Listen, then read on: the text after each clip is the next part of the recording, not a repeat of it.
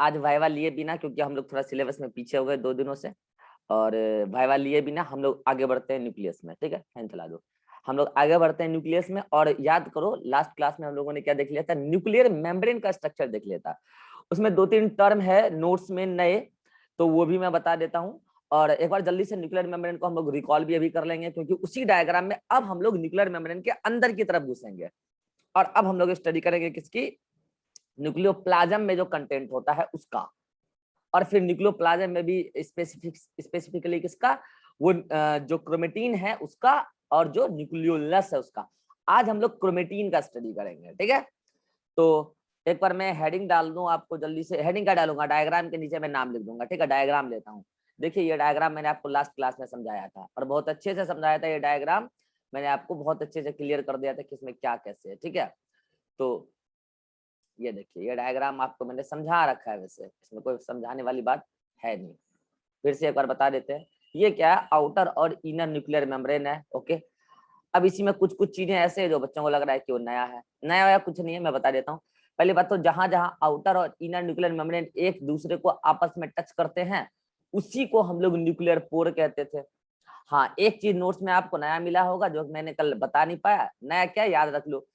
मैंने कहा था कि एक न्यूक्लियस में, न्यूक्लियर मेम्ब्रेन में कई सारे पोर होते हैं। नोट्स में आपको डाटा भी मिल गया होगा। कितना, एक न्यूक्लियस के न्यूक्लियर मेम्ब्रेन में कम से कम 3000 से 4000 पोर मिलते हैं।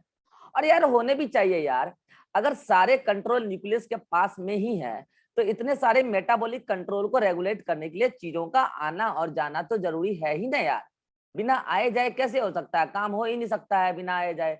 तो ये होना भी चाहिए 3 से 4000 न्यूक्लियर पोर। तो एक चीज तो यही मिला होगा नोट्स में, कि एक न्यूक्लियस में, ह्यूमन के केस में, ह्यूमन का एग्जाम्पल दे रखा है कि ह्यूमन के न्यूक्लियस में जो है लगभग 3000 से 4000 न्यूक्लियर पोर देखने को मिलते हैं। और क्या है, क्योंकि ह्यूमन के अंदर न्यूक्लियस जो है बहुत वेरी कॉम्प्लेक्स फंक्शन को परफॉर्म कर रहा है। तो ये देखिए आपका ये क्या हो गया, outer nuclear membrane, inner nuclear membrane एक दूसरे को टच किया, और जहां टच किया वहीं पे क्या छोड़ गया, वहीं पे ये छोड़ गया आपको क्या, न्यूक्लियर पोर। तो ये क्या आपका भैया, ये आपका न्यूक्लियर पोर है। न्यूक्लियर पोर के थ्रू ही चीजों का साइटोप्लाज्म से न्यूक्लियोप्लाज्म और न्यूक्लियोप्लाज्म से साइटोप्लाज्म में आना जाना हो पाता है। यही आपका न्यूक्लियर पोर। अब रही बात कि लेवलिंग की, तो लेवलिंग तो अब आप कर ही लेते हो। लेवलिंग में अब आपको कोई दिक्कत परेशानी है ही नहीं कि सर ये तो क्या हो गया, कि सर ये तो आउटर न्यूक्लियर मेम्ब्रेन हो गया सर, ये वाला सर इनर न्यूक्लियर मेम्ब्रेन हो गया सर, और उसके बीच में जो सर ये फ्लूइड है ना, ये वाला ये फ्लूइड, दिस वन, ये फ्लूइड तो क्या हो गया सर, पेरी न्यूक्लियोप्लाज्मिक स्पेस हो गया सर। ये this one peri nucleoplasmic space हो गया। और सर इसके अंदर जो भी कंटेंट है, ये गुलाबी गुलाबी, ये this one, this content sir nucleoplasm कहलाएगा। अभी हम न्यूक्लियोप्लाज्म के बारे में भी देखेंगे। ये पूरा कंटेंट क्या न्यूक्लियोप्लाज्म है, ये पूरा कंटेंट क्या भैया, ये न्यूक्लियोप्लाज्म है भैया, है ना। और इसके साथ ही मैंने आपको क्या क्या समझाया था, एक बार जल्दी से मैं बता दूं। ये क्या था, आउटर न्यूक्लियर मेम्ब्रेन, शॉर्ट में लिख रहा हूं, आउटर न्यूक्लियर मेम्ब्रेन। ये क्या था, इनर न्यूक्लियर मेम्ब्रेन। ये क्या था आपका भैया, ये था आपका पेरी न्यूक्लियोप्लाज्मिक स्पेस। और यही जो पोर बच गया, इसी पोर को बोलते थे न्यूक्लियर पोर। ठीक है, और अब समझिए, मैंने कहा था कि इस न्यूक्लियर पोर को थोड़ा सजा दिया जाता है। अब इस न्यूक्लियर पोर को कैसे सजाया जाता है, तो मैंने आपको कहा था इसका शेप ऑक्टाहेड्रल होता है। ठीक है, और मैंने आपको कहा था कि वो एक्चुअली पता है वो ऑक्टाहेड्रल क्या होता है, वो 8 रॉड मिलके ऑक्टाहेड्रल शेप, ऐसा शेप कैसे बन सकता है यार, इस टाइप का, इस टाइप का शेप तो तभी बनेगा ना यार, जब 8 रॉड मिलके किसी तरीके से अरेंज हो जाए। ये पूरा का पूरा एक रॉड 3D में समझो, 3D में ये उधर गिर रहा होगा, ऐसे ऐसे, ये एक ऐसे ऐसे चदरा टाइप का समझो ना, चदरा टाइप का, चदरा टाइप का पूरा का पूरा 3D में समझने की कोशिश करो। चदरा टाइप का ये एक पूरा का पूरा प्लेट, ये एक प्लेट, ये एक प्लेट, ये एक प्लेट, ये एक प्लेट, ये एक प्लेट, यह एक प्लेट, यह एक प्लेट। और ये एक्चुअल में प्लेट किसका बना है, यही तो बना है न्यूक्लियोप्लाज्मिक प्रोटीन का। और फिर इसको घेर भी लिया चारों ओर से, वो भी न्यूक्लियोप्लाज्मिक प्रोटीन का ही है। ठीक है, तो होता क्या है कि ये ऑक्टाहेड्रल शेप का दिखता है, कुछ ऐसा देख लो, कुछ ऐसा मैंने दिखाया था आपको लास्ट क्लास में, कि इस टाइप का शेप दिखता है। और यही एक्चुअल में 3D में देखोगे ना, तो तुमको मोर करेक्टली दिखेगा 3D में। ठीक है, यहाँ पे तो खट 2D में क्या बताएं। ठीक है, इस टाइप से दिखता है भैया, इस टाइप से। इस टाइप से। और यही पूरा का पूरा जो होता है न्यूक्लियर पोर कहलाता है।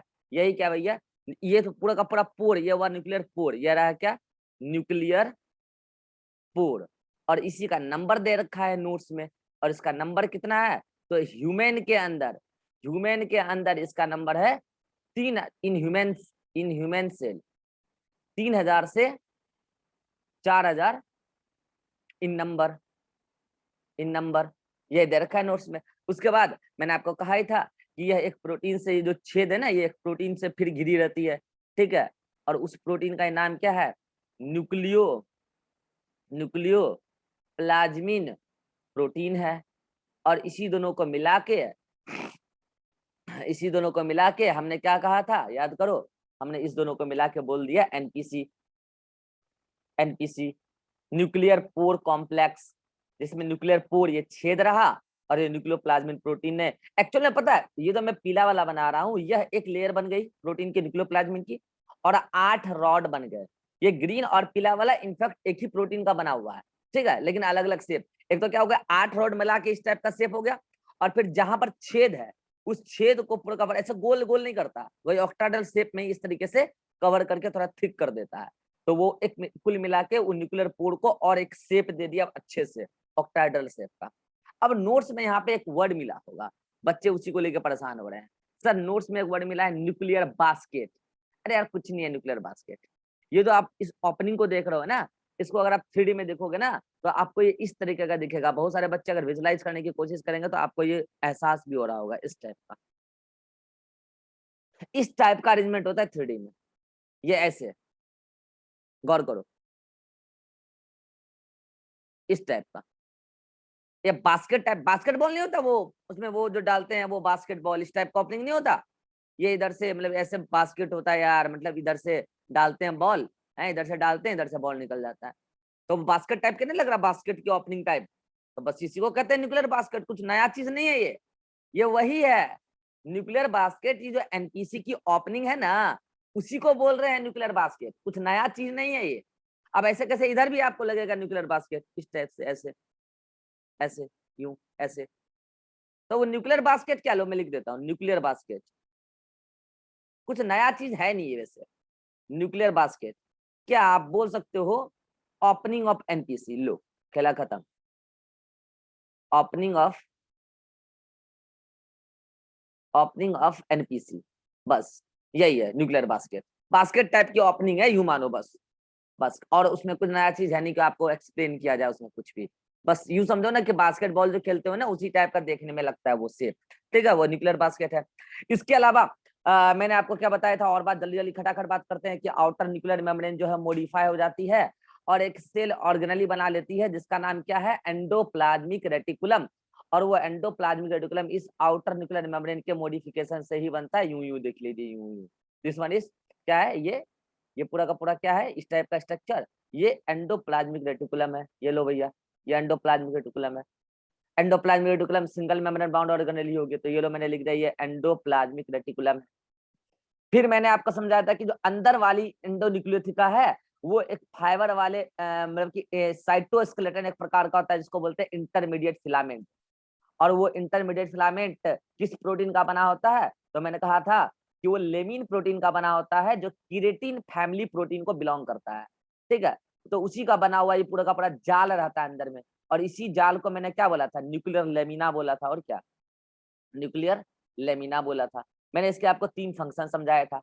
ये न्यूक्लियर लेमिना जो होता है, पहली बात तो एंडोन्यूक्लियोथिका को सपोर्ट दे रहा है, दूसरा सेल डिवीजन के दौरान इसका 2 काम आपको देखने को मिलेगा, जो मैंने बोला था फिलहाल के लिए याद रख लो। बोला था कि जो लेप्टोटीन होता है उस दौरान ये टीलोमेयर को होल्ड करके रखता है, और जो लास्ट में जब टीलोफेज होता है तो उस दौरान ये न्यूक्लियर मेम्ब्रेन को दोबारा बनाने में मदद करता है। 3 काम बता दिया न्यूक्लियर लेमिना का, एंडोन्यूक्लियोथिका को सपोर्ट तो कर ही रहा है। रही बात कि इस न्यूक्लियोप्लाज्म के अंदर क्या मिलेगा, तो मैंने कहा न्यूक्लियोप्लाज्म के अंदर वो फाइबर मिलेगा, ले लो फाइबर, जिसको हम लोग क्या बोलते हैं, क्रोमेटिन फाइबर, आज देखेंगे हम लोग। इसके अलावा क्या मिलेगा आपको, तो न्यूक्लियोलस मिलेगा, ये लो, ये स्ट्रक्चर, ये स्ट्रक्चर, ये क्या न्यूक्लियोलस है, यही मैंने बताया, और क्या, तो ये दोनों मिला के न्यूक्लियोप्लाज्म है, ये पूरा का पूरा। तो मैंने कहा लो भाई लिख भी देते हैं कि ये क्या है भैया, ये पूरा का पूरा फ्लूइड जो है ये न्यूक्लियोप्लाज्म है। और इस फ्लूइड में ये लाल लाल अगर कोई पूछ दे ये लाल लाल क्या है, तो कह देना कि ये क्रोमेटिन फाइबर है। ये क्या है, आज पढ़ेंगे इसके बारे में, यही पढ़ेंगे आज, क्रोमेटिन फाइबर है। और ये क्या है पीला पीला, तो बोल देना कि ये न्यूक्लियोलस है। ये क्या है, न्यूक्लियोलस है। फिर मैंने आपको बताया था कि अंदर में ही क्या बन के तैयार होता है, मैंने कहा अंदर में ही राइबोसोम की, यहीं पे जो जहां न्यूक्लियोलस है ना, वहीं पे बन बन के तैयार होते हैं। तो क्या तैयार होते हैं, तो राइबोसोमल सब यूनिट बन के तैयार होते हैं। तो मैंने कहा राइबोसोमल सब यूनिट्स में क्या होता है, तो मैंने कहा उसमें तो आरएनए और प्रोटीन होता है। तो इसका मतलब प्रोटीन अंदर गए होंगे, हाँ जाहिर सी बात है यार, प्रोटीन अंदर जाएंगे कुछ तभी ना वहां पे जाके अटैच होगा। तो मैंने कहा लो भाई कुछ प्रोटीन भी जाएंगे। लो मैंने लिख दिया मोर करेक्टली, और लिख देता हूँ, protein to form ribosome, to form ribosome, वो जाएंगे अंदर। एक तो ये हो गए। फिर मैंने कहा था न्यूक्लियोटाइड जाएंगे अंदर, याद करो न्यूक्लियोटाइड, नोट्स में न्यूक्लियोसाइड लिख दी है, टाइड लिख दोगे तो पूरा पूरा बात ही हो जाएगा। उसके बाद मैंने कहा था ट्रांसक्रिप्शन वाले एंजाइम जाएंगे और ट्रांसलेशन वाले नहीं जाएंगे। अब रेप्लिकेशन वाले जाएंगे। तो आपको नोट्स में एंजाइम का नाम लिखा मिल गया तो आप घबरा रहे हो, उसमें लिखा है डीएनए रेप्लिकेज। तो डीएनए रेप्लिकेशन में काम आएगा, डीएनए रेप्लिकेज भी लिख देता हूँ उसको, डीएनए रेप्लिकेज। उसके बाद लिखा है डीएनए पॉलीमरेज। अब देखो भाई डीएनए रेप्लिकेज जो होता है ना, वो कई प्रकार का होता है, DNA polymerase 1, DNA polymerase 2, DNA polymerase 3, ये बात हम पढ़ेंगे आपको मॉलिक्यूलर बायोलॉजी में। तो अब इसी को वहां पे लिखा है डीएनए रेप्लिकेज को डीएनए पॉलीमरेज। तो कोई दिक्कत नहीं है भाई, वही एंजाइम है जो आपको मैंने कहा ना, वो डीएनए रेप्लिकेशन में काम आएगा। इसके अलावा वहां पे लिखा होगा आरएनए पॉलीमरेज भी लिखा होगा, आरएनए रेप्लिकेज उसको आप कह सकते हो, आरएनए पॉलीमरेज। लो आरएनए पॉलीमरेज मैंने कहा कुछ एक ऑर्गन के अंदर आरएनए होता है जेनेटिक मटेरियल। तो आरएनए जेनेटिक मटेरियल होता है, तो आरएनए से आरएनए भी बनना जरूरी है, तो एंजाइम होना चाहिए, न्यूक्लियोटाइड तो चला ही गया, आरएनए पॉलीमरेज। मैंने कहा ये सब उसी के थ्रू जाएंगे, जो ये न्यूक्लियर, ये जो बास्केट है आपका, ये सब, ये लो, ये इसी के थ्रू जाएंगे सब के सब।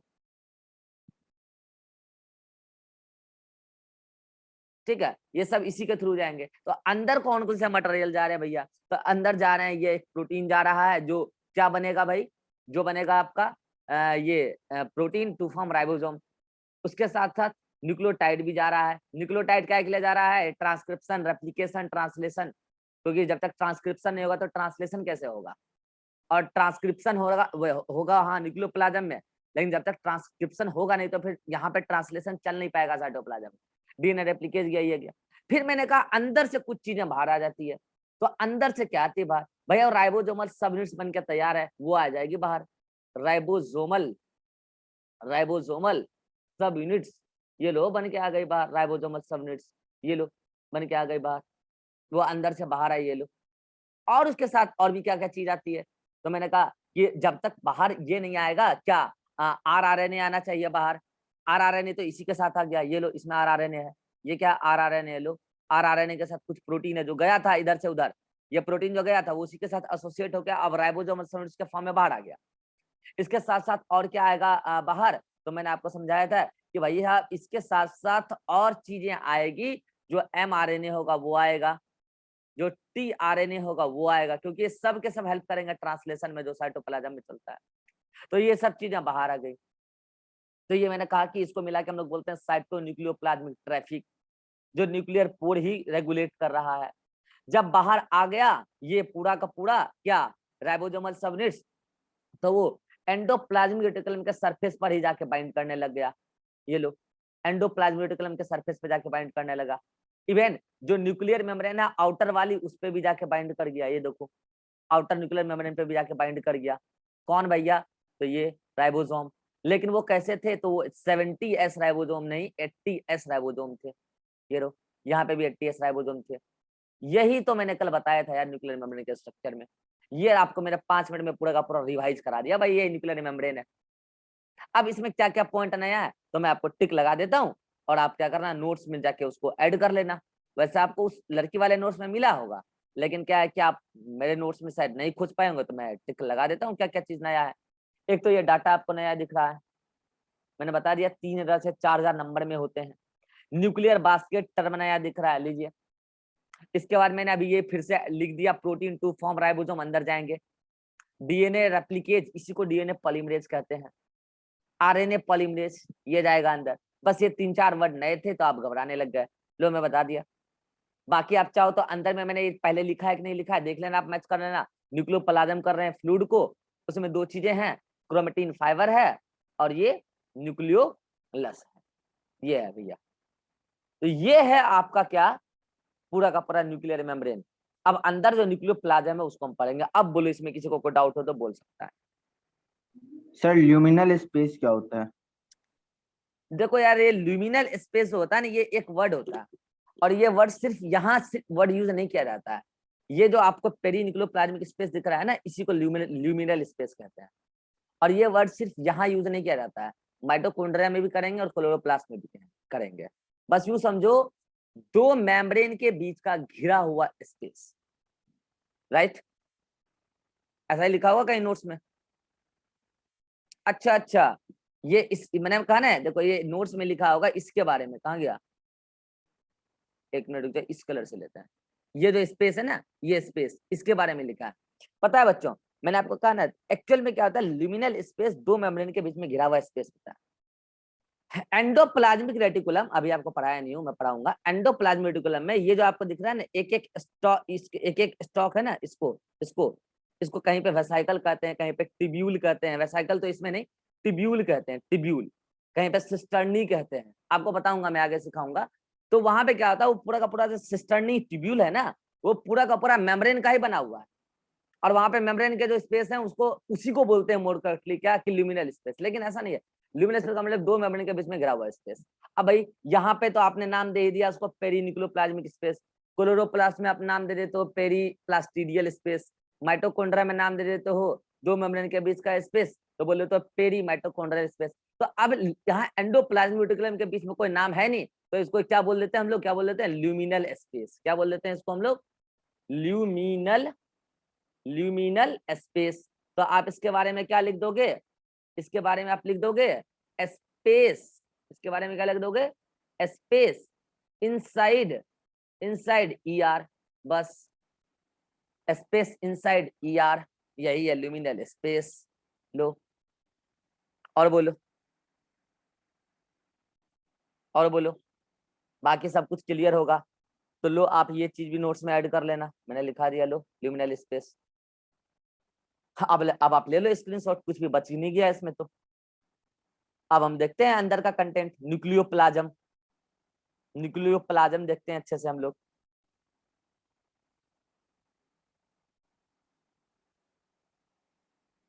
बोलो इसमें किसी को कोई डाउट हो तो।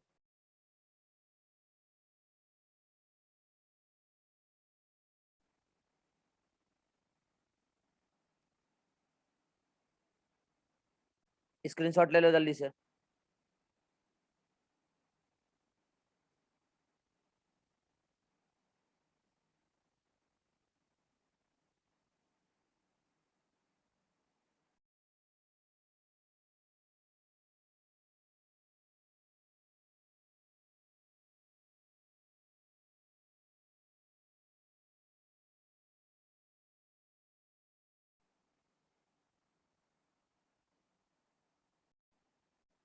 चलिए, सभी लोग को समझ में आ गया है। अतीक हाथ खड़ा नहीं किया, इरहान हाथ खड़ा नहीं किया। तुम्हारे हाथ किसी और काम में बिजी हैं या फिर तुम हाथ खड़ा करने से डर रहे हो? अब आ गया है, चलो। अब हम लोग देखते हैं न्यूक्लियोप्लाज्म के बारे में, ठीक है। तो हम लोग हेडिंग डालते हैं। ये डायग्राम पिछली क्लास का था, इसमें कुछ नया नहीं बताया मैंने, 1-2 चीज नया बताया बस।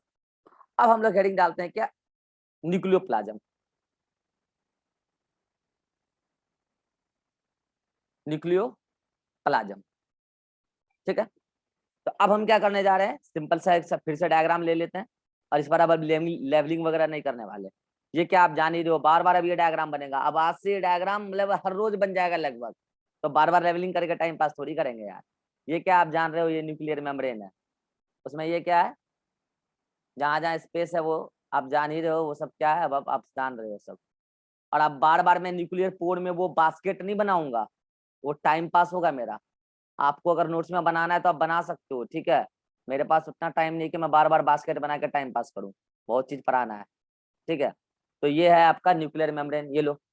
अब इसी से हम कंटिन्यू कर देते हैं क्या, ये endoplasmic reticulum, outer nuclear membrane से एंडोप्लाज्मिक रेटिकुलम है ये दिस वन, ठीक है।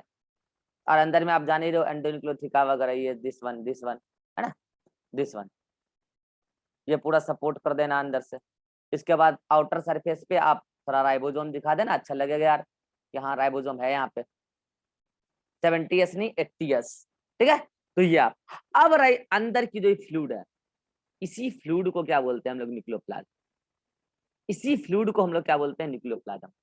तो लो अब इसको हम हेडिंग डाल के पढ़ेंगे आज, इसको क्या बोल रहे हैं भैया, न्यूक्लियोप्लाज्म। न्यूक्लियोप्लाज्म एक्चुअली पता, प्लाज्म का मतलब क्या होता है, लिक्विड। प्लाज्म का मतलब, मैं इसका वर्ड का मतलब लिखता हूँ, न्यूक्लियो मतलब जान ही रहे हो, इसका मतलब क्या होता है, न्यूक्लियस,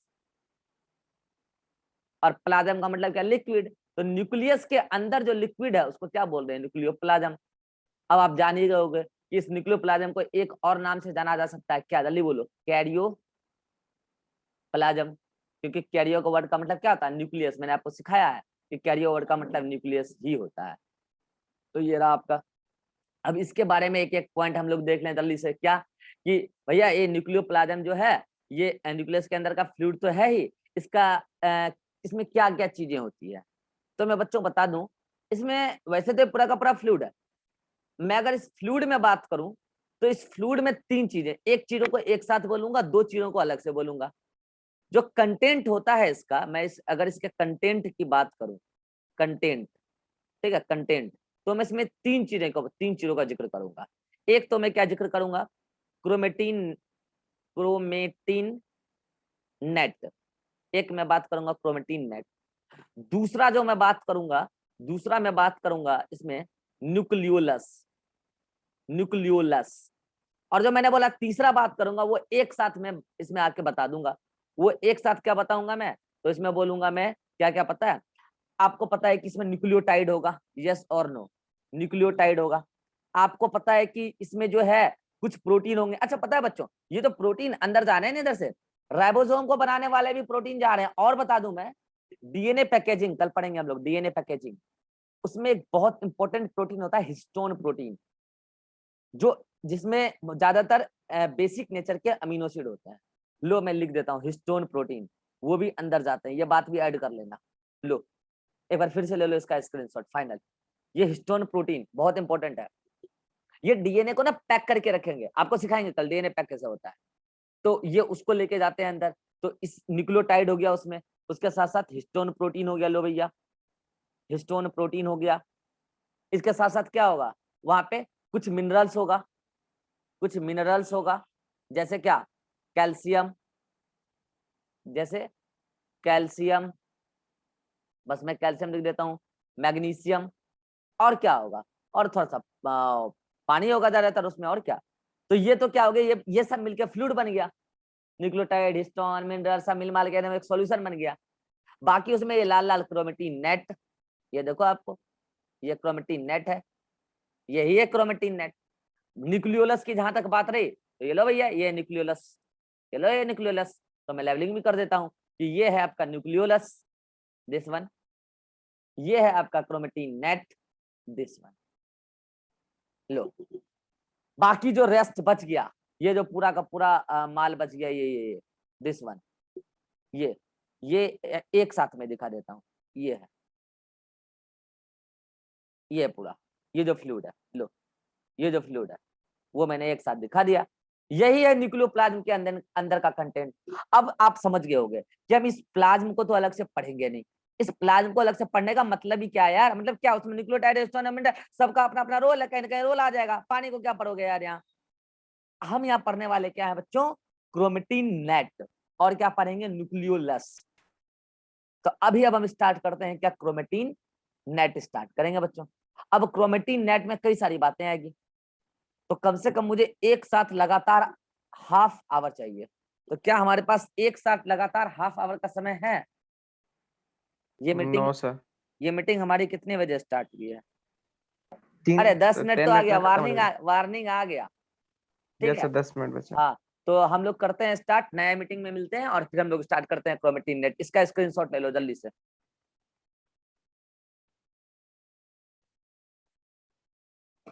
1 2 3 क्लिक।